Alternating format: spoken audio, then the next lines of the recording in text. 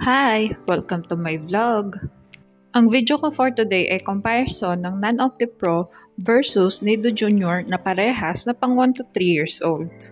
Request nga po pala ito ng isa sa mga viewer ko. Maraming salamat po sa tiwalang binibigay nyo sa akin para i-review ang mga gatas na ito. At katulad nga ng dati ay magbabase ako sa nutrition facts ng dalawang gatas. Ang measurement na gagamitin ko ay yung per 100 grams of powder.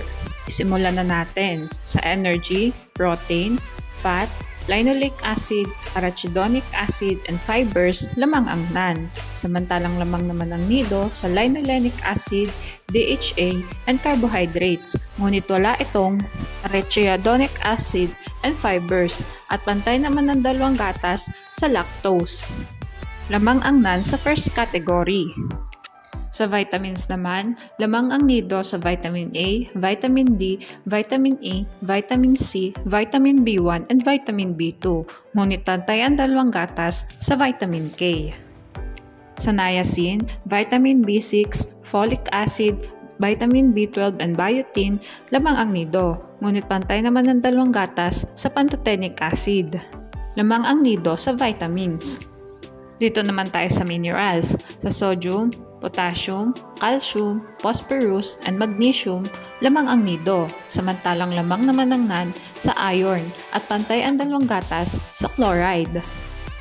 Sa copper, iodine, manganese, and selenium, lamang ang NAN.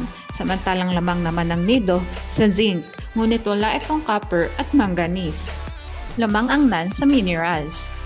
Dito naman tayo sa other nutrients. Parehas nga may probiotics ang dalawang gatas na ito, ngunit magkaiba sila ng klase. Ang probiotics ng NAN ay Bifidobacterium lactis, known benefits for gut health, immune system support, lactose digestion, and nutrients absorption.